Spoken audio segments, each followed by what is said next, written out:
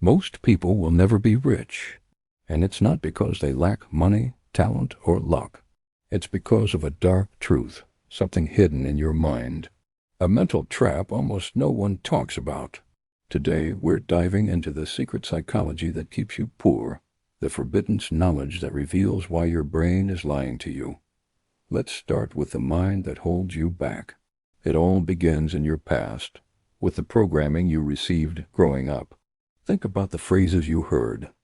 Money doesn't grow on trees, or rich people are greedy. These weren't just words.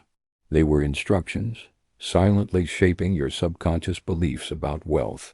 You learn to see money not as a tool, but as a source of stress or even evil. This creates a deep-seated conflict. You want wealth, but your subconscious mind fights it at every turn. Then there's the fear of failure. This isn't just about losing money. It's about the shame, the "I told you so" from others, the blow to your self-esteem. This fear paralyzes you.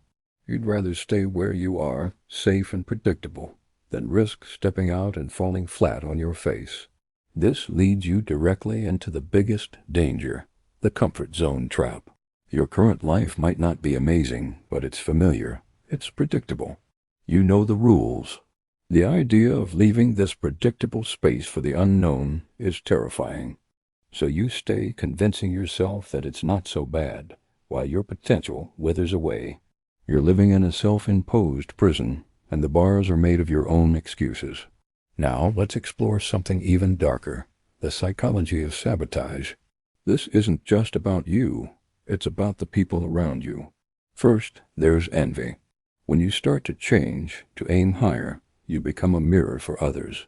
Your ambition highlights their lack of it, and they may not like what they see. This is where silent sabotage begins. They'll plant seeds of doubt. Are you sure that's a good idea? Isn't that too risky? Why can't you just be happy with what you have? They're not necessarily evil. They're trying to pull you back into their comfort zone so they can feel comfortable again. Then there's the crushing weight of social conformity. Humans are wired to belong. We instinctively want to fit in with our tribe. If your social circle complains about being broke, celebrates wasteful spending, and mocks anyone trying to get ahead, you'll face immense pressure to do the same. Going against the group feels like a betrayal. You'll be labeled as weird, arrogant, or obsessed. The fear of being cast out is a powerful force that keeps most people locked in mediocrity. This is subconscious control at its most potent. You're being manipulated without even realizing it. The media reinforces this, constantly bombarding you with images of instant gratification and consumer debt, making it seem normal to live paycheck to paycheck. It's a carefully constructed system designed to keep you a compliant consumer, not a creator of wealth. So, how do the rich think differently? What is their secret psychology? It starts with one powerful concept: delayed gratification. While most people chase the instant high of a new purchase, the wealthy understand that true power lies in waiting. They plant seeds today, investing money, time, and energy knowing the real harvest will come years down the line.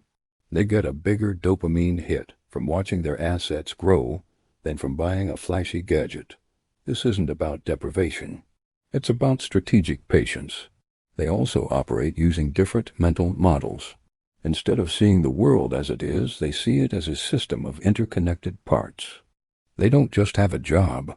They build a wealth factory, a system that generates income even when they're not actively working.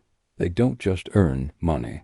They study how money flows, where it goes, and how to direct it toward their goals.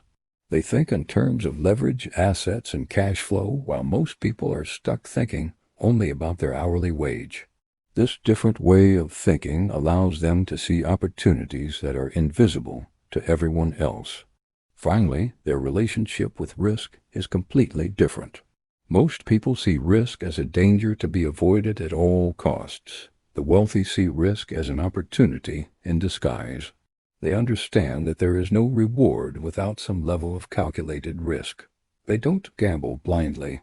They educate themselves, analyze the potential upside and downside, and make informed decisions. They know that the biggest risk of all is taking no risk, because that guarantees you'll stay exactly where you are. They view failure not as a final judgment, but as tuition, a price paid for a valuable lesson that moves them closer to their goal. So how do you escape this mental prison and reprogram your mind for wealth? It's a 4-step process.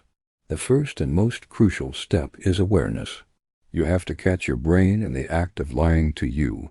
When you feel that familiar pang of fear before trying something new, stop and ask yourself, is this a real danger, or is it my old programming trying to keep me safe in my comfort zone? When you hear yourself repeating a negative belief about money, challenge it. Where did that thought come from? Does it actually serve you? You cannot change an enemy you cannot see.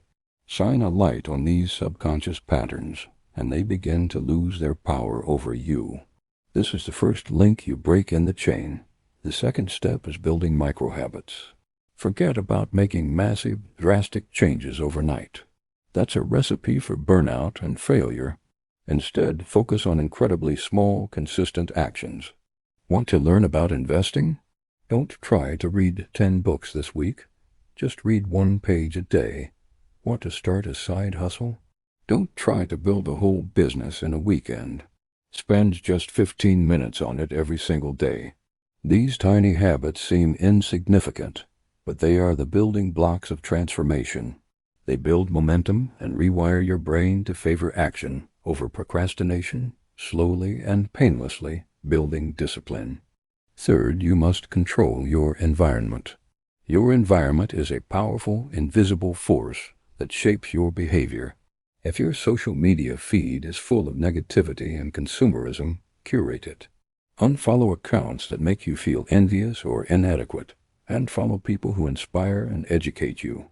If your friends are constantly dragging you down, you need to limit your time with them and actively seek out a new peer group, people who are playing the game you want to play. Find a mentor. Join a mastermind group. Your environment should be a greenhouse that helps you grow, not a cage that holds you back. This is non-negotiable. You are the average of the 5 people you spend the most time with. Choose them wisely.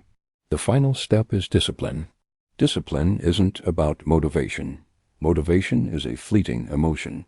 Discipline is the commitment to do what you need to do, long after the mood you set it in has left. It's about showing up when you don't feel like it. It's choosing the long-term reward over short-term comfort. This is where you truly forge your new identity. Each time you choose the productive habit over the easy distraction, you cast a vote for the person you want to become. This is how you rise from the darkness. You don't wait for a bolt of lightning. You build your own staircase out, one disciplined step at a time. Remember the dark truth we started with. Most people will never be rich. But now you know the real reason why. Most people fail not because they lack money, but because they never take control of their mind. The chains are not real. The cage is not locked. The path is there for anyone willing to see the hidden psychology at play and do the hard work of reprogramming their own mind. The choice is yours. Thanks for watching. If this opened your eyes, subscribe for more content that challenges the way you think. See you in the next one.